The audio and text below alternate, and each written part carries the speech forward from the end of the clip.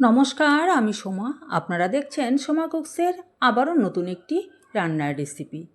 আজকে বানাবো বাচ্চাদের খুবই প্রিয় একটি রেসিপি, সেটি হচ্ছে পাস্তা। তবে আজকাল কিন্তু বাচ্চা কেন বড়রাও এই পাস্তাটা খেতে ভীষণই ভালোবাসে। তবে সেই পাস্তার রেসিপিটাই আমি কিভাবে বানাই সেটাই আমি আপনাদের সাথে শেয়ার করব। পাস্তাটা আমি বানাবো চিকেন দিয়ে। তবে প্রথমেই আমি পাস্তাগুলোকে একটা বাটির মধ্যে নিয়ে নিচ্ছি। তবে একটা কথা কি, এই পাস্তাটা হচ্ছে সুজির পাস্তা। আপনারা দোকানে গিয়ে যে কোনো দোকানে যদি আপনারা বলেন যে সুজির পাস্তা দেন, তবে সুজির পাস্তা কিন্তু বা প্যাকেটের উপরেও লেখা থাকে কিন্তু। তবে আমার ঘরে ময়দার জিনিসটা খুবই কম ব্যবহার করা হয়, পাস্তাটা আমার সুজির। সেই জন্য সুজির পাস্তাটা কিন্তু একটু গরম জলে না কোনো সময় সেদ্ধ না করলেও হয়ে যায়। তথাপিও আমি একটু করে নিচ্ছি। আমি কিন্তু বেশিক্ষণ সেদ্ধ করব না। কোনো সময় আমি এটাকে কি করি, গরম জল আলাদা করে ওই বাটিটার মধ্যে ঢেলে দিই। এভাবেও করি। তবে আজকে একটু আমি বয়েল করে নিচ্ছি। বয়েল বলতে বেশিক্ষণ রাখবো না, জাস্ট এভাবে একটু ফুটে উঠলে এটাকে আমি নামিয়ে একটা ছাঁকনির মধ্যে ছেঁকে নেব। সেক্ষেত্রে ময়দার পাস্তাটা কিন্তু একটু ভালো করে সেদ্ধ করে নিতে হয়। এখানে আমি কিছুটা চিকেন কিমা নিয়ে নিয়েছি। এই যে বেশ খানিকটা চিকেন আমি রেখে দিয়েছিলাম, সেই চিকেনটাকে আমি একদম মিহি করে যতটুকু পেরেছি মিহি করে একটু কেটে নিয়েছি।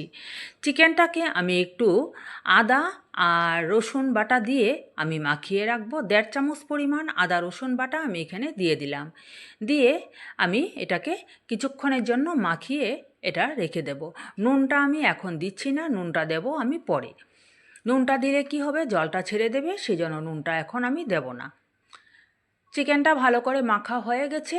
এই পর্যায়ে আমি এখানে দিয়ে এটাকে ঢাকা দিয়ে কিছুক্ষণ রেখে দেব। এদিকে দেখুন পাস্তাটা আমার জলটা পুরোপুরি গরম হয়ে গেছে। এখন কিন্তু আমি এটাকে অফ করে দেব, অফ করে নামিয়ে নেব।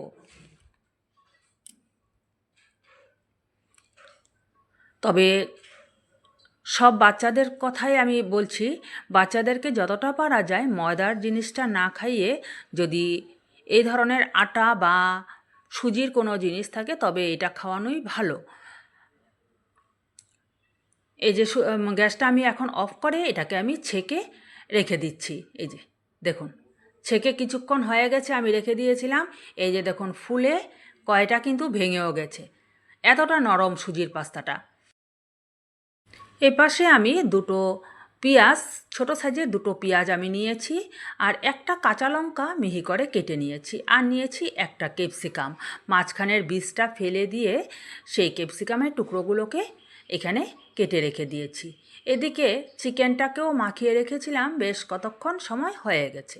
এবার চলুন রান্নার কাছে চলে যাচ্ছি। এখানে গ্যাসের ওভেনে আমি একটা কড়াই বসিয়ে কড়াইতে দিয়ে দিচ্ছি সাদা তেল। তেলটা আমার যতটুকু লাগবে সম্পূর্ণ পাস্তাটা বানাতে সেই পরিমাণ মতোই একসাথে আমি দিয়ে দিলাম। তেলটা গরম হয়ে যাওয়ার পর সেই ম্যারিনেট করে রাখা চিকেনগুলোকে দিয়ে দিলাম। চিকেনটা খানিকক্ষণ সময় একটু তেলের মধ্যে ভেজে নেব। দিয়ে দিচ্ছি আমি একটা কাঁচা লঙ্কা খুব মিহি করে কেটে নিয়েছিলাম, সেই কাঁচা লঙ্কা কুচিটা দিয়ে দিলাম। দিয়ে অল্প সময় এটাকে আমি ঢাকা দিয়ে রাখবো। ঢাকা দিয়ে রাখাতে দেখুন চিকেনটা একটু ভাজাও হয়েছে আর চিকেনের যে তেলটা বেরিয়ে আসছে। আর চিকেনটা বেশিক্ষণ লাগবেও না সেদ্ধ হয়ে যেতে, খুব পাতলা করে কাটা। আর যেহেতু একটু আগেই আমি ম্যারিনেট করে রেখে দিয়েছিলাম, চিকেনটা কিন্তু সেদ্ধ হয়ে গেছে প্রায়। এই পর্যায়ে আমি এখানে দিয়ে দিচ্ছি 1.5 চামচ পরিমাণ চিলি সস, 1.5 চামচ পরিমাণ সয়া সস। এবার দিয়ে দিব ক্যাপসিকাম আর পেঁয়াজটাকে দিয়ে সব কিছু এবার ভালো করে আমি মিক্সড করে নিচ্ছি।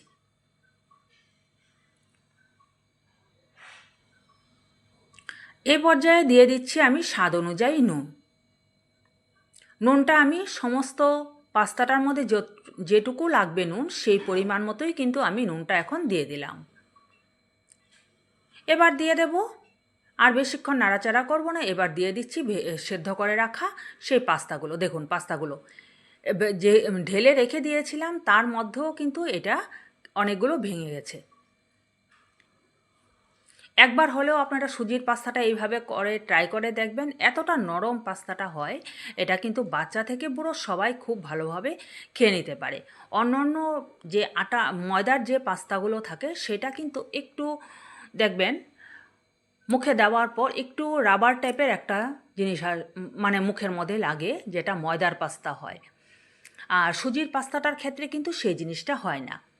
এবার ভালো করে নেড়েচেড়ে আমি মিক্সড করে নিচ্ছি সব কিছু। এবার দিয়ে দিচ্ছি 1 চামচ পরিমাণ মেয়োনিজ। এটা জাস্ট একটু টেস্টের জন্য দিয়ে দিলাম, আর আপনারা চাইলে নাও দিতে পারেন, কোনো ব্যাপার না।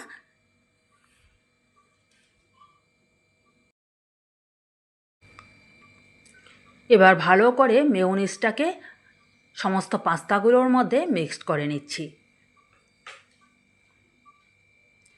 তবে খুব সহজেই দেখুন আমি কম সময়ের মধ্যে ঘরে থাকা সামান্য কিছু উপকরণ দিয়েই কিন্তু পাস্তাটা বানিয়ে নিলাম। তবে কেমন লাগলো বন্ধুরা আমার আজকের এই রেসিপিটি অবশ্যই কমেন্ট করে জানাবেন। আর ঘরে থাকা উপকরণ দিয়ে এইভাবে পাস্তা একটু বানিয়ে বাচ্চাদেরকে দিলে বাচ্চারা কিন্তু বেশ খুশি হয়ে যায়। তবে আজকের মতো এই পর্যন্তই। আপনারা সকলেই ভালো থাকবেন, সুস্থ থাকবেন, সাবধানে থাকবেন। আবারও নিয়ে আসবো অন্য কোনো দিন অন্যরকম রান্নার রেসিপির সাথে। ততক্ষণের জন্য বাই বাই।